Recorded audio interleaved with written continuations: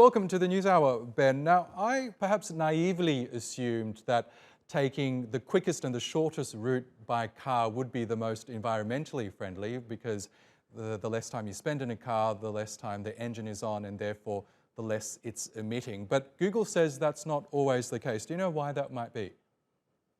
So I have some suspicions, but I think what this mainly shows is that you have an incredibly powerful infrastructure that is being used in this case to shift and shape the way global transportation patterns work. And what you notice is that there's incredible potential in showing that these systems could be more sustainable and that we could see ways in which that could help consumers also respond to challenges of greater sustainability.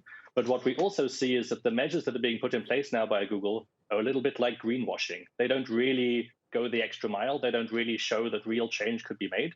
Instead, what they're doing is slightly tweaking routes to make things slightly faster, and a little bit may be saved here or there. But the real questions that are in the infrastructure aren't tackled, which is that a lot of the time, Google Maps will nudge users towards driving, especially in urban environments, and will be less likely to show them alternative techniques. Because the question that consumers shouldn't be asking is, can I take a slightly more eco-friendly route or a less eco-friendly route, but should I be driving at all?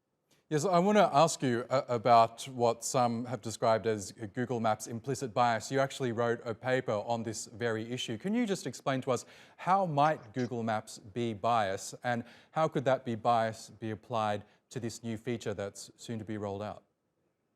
Well, the whole point of the new feature is it allows Google to suggest to consumers and also to the world that it cares a lot about sustainability, where a lot of the actual biases in the ecosystem that Google has created, it's not just Google Maps, it's other maps as well, nudge users towards being more likely to drive and to pick driving as an option.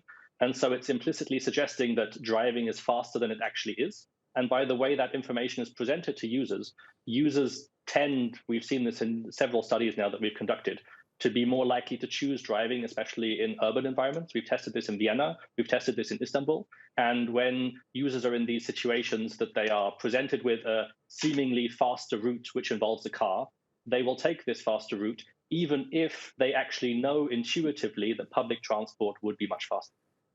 Interesting. Now, when Google Maps became popular, there were reports that previously sleepy neighbourhoods all of a sudden became congested because the app actually directed traffic through those neighbourhoods. And obviously that was an unintended consequence. Are you worried that perhaps this new eco feature on Google Maps might have other unintended consequences? Definitely. I think what we'll see with this feature is that the routing decisions that are being made are increasingly not just decisions about what's most efficient, but what's politically considered appropriate in those contexts. And what's really important is that those decisions are not just made by Google alone or any other large private company, but rather that they are made by societies and that societies can together decide what they think is politically accurate and what is appropriate for these kinds of routing decisions. It shouldn't be Google alone who, in a conference room, decide this is how we think it's best for society to move around urban space, precisely because we're so dependent on these apps in order to be able to do that.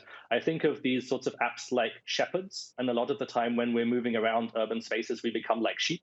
I'm not sure about you, but I tend to just follow the instructions almost blindly. And precisely because we have these blind trust in these apps, it's really important that we have trustworthy shepherds and don't just become sheep.